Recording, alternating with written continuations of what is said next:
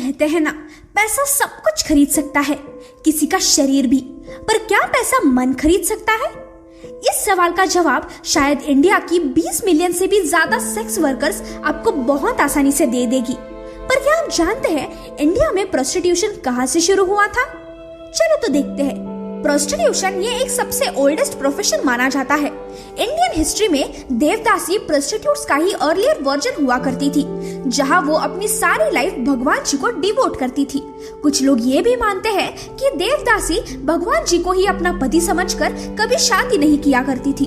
उसके बाद यही देवदासी को आगे जाकर नगरवधु या फिर ब्राइड ऑफ द टाउन के नाम से बुलाया जाता था, जहां महिला अमीर खानदानों के घर में नाचने गाने के लिए बुलाई जाती थी और इस देवदासी या फिर नगरवधु को हमेशा रिस्पेक्ट दिया जाता था।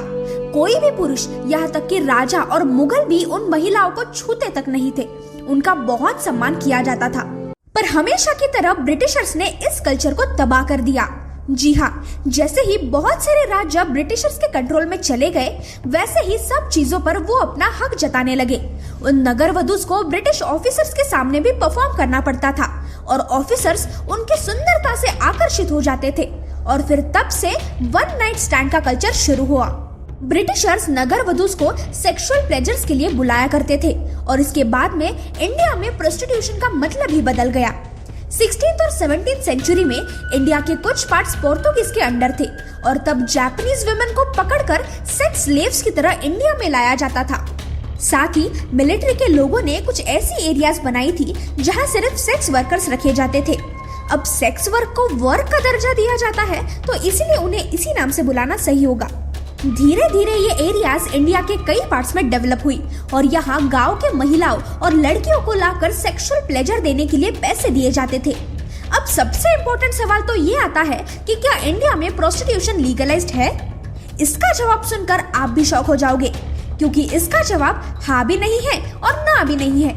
जी हाँ, इंडिया में खुद प्रोस्टिट्यूशन पनिशेबल नहीं है, लेकिन उससे जुड़े एक्टिविटीज जैसे कि रेड लाइट एरियाज, लड़कियों को यहाँ जबरदस्ती लाना, उन पर अत्याचार करना, ये सब कुछ लॉज के चलते पनिशेबल है।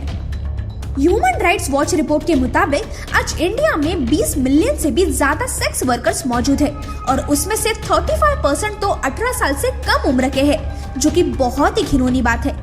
इंडिया में अभी तक इस क्राइम के अगेंस्ट स्ट्रिक्ट लॉज लगाए नहीं गए हैं और जिसकी वजह से सेक्स वर्कर्स की संख्या बढ़ती ही जा रही है और मासूम बच्चियों को और महिलाओं को बहुत सहना पड़ रहा है।